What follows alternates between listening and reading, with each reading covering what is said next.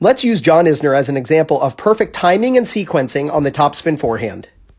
Now, if you're looking for people in your local area to play against, practice with, or even find a coach who's near you, then use my link in the description, playyourcourt.com/2minute tennis to get 50% off. Now, I wanted to make this video for a while now, and I'm glad I'm doing it today. I'm so excited for this. Let's first just look at his swing path. And you can see why this is called the C swing, right? It's like he's drawing the letter C right here. And he swings up over the shoulder, which we'll talk about in a minute. But let's get a little bit more detailed here. So first, let's look right here as he takes his racket back with both hands. So he's rotating his shoulders, both hands are on the racket. Now, from right here, you're going to see his racket drop down in the back. Now, while he's doing that, notice that his non-hitting hand is going forward. So what you want to do on your forehand, you got to film yourself to make sure you're doing this. Film yourself from the side, take the racket back with both hands, and then watch your non-hitting hand. It should be going forward as your racket is dropping down in the back. Next, when your racket is going down toward the ball, your non-hitting hand should be rising. So again, this is all color-coded. So when the racket's going through the red, his non-hitting hand is going through the red. When his racket's going along the yellow, his non-hitting hand going along the yellow. This is how you should be looking at your technique to make sure that the proper timing of your arms and your body and your rotation is occurring correctly. Next is his upward swing. You can see he swings up over the shoulder. Now, as he's doing that, you can see his non-hitting hand going up over the shoulder as well. Now, this is actually why I teach people to catch the racket, because you can just easily catch and then you're exactly doing what I want you to do. And then last, you can see that his non-hitting hand is higher than head level. This makes it so easy to make sure that you're swinging up for topspin. But when you film yourself, this is what you should be looking for. Take the racket back with both hands. As the racket's dropping, the non-hitting hand should be going forward. As you're swinging toward the ball to contact, your non-hitting hand should be rising. This is why I say you should be waving to your opponent. Right now, it looks like he's waving to his opponent with his non-hitting hand. And then to just swing up over the shoulder. When you swing like this, you get tons of power and consistency. So the first thing, you got to go out and film yourself hitting forehands from the side so you actually know what you're doing and can compare it to what you're learning in this video. So the first thing is take your racket back with both hands. But here is where we get the relationship between the red, the yellow, the blue, right?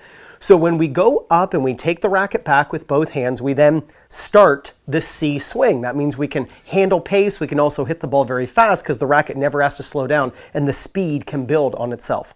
So we're going to take the racket back with both hands, and this is where the racket begins dropping as the non-hitting hand is going forward. So it's turn with both hands, and then we make this move at the same time. This is that red part, right? Now it's time, once I've dropped, now it's time to go to the ball. Well, when I'm going to the ball, that's the yellow part, right? The non-hitting hand should be rising. So as you're filming yourself and looking at your video, as your racket is going, after it's dropped, as it's going to the ball, whether you're going into the back or whether you're dropping way below and putting a lot of spin, it doesn't matter. We want that non-hitting hand rising.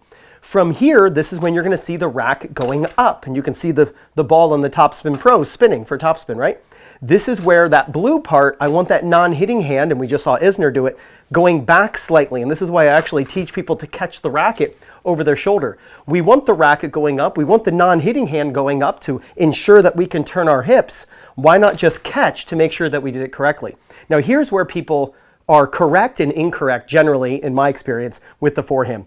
Most players know to take the racket back. Most players know the red part, which is the racket drops and the non-hitting hand moves forward. But this is where they get in trouble. Instead of going up during the yellow part with their non-hitting hand, they go down.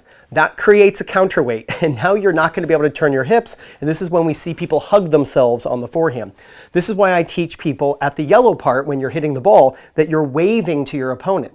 So we just saw that. We've seen that with so many players, and we see it with Djokovic, and we see it with, we just saw it with Isner, is we see players as they get to contact, it looks like they're actually waving to the opponent. Highly recommend that you do this in order to turn your hips effectively on the forehand. And then just catch the racket really high over the hitting shoulder. And this is, you see Nadal and he finishes above his head all the time. That's an upward swing in order to get the topspin you're looking for. Do all players swing up as high as we just saw Isner use? Of course not.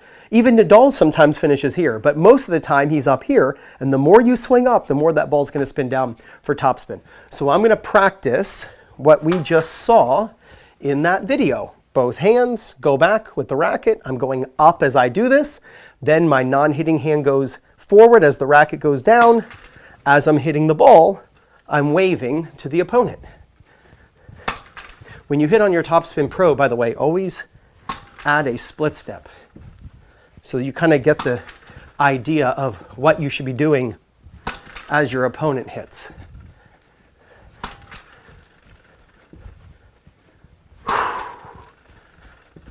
You can breathe as you hit the ball.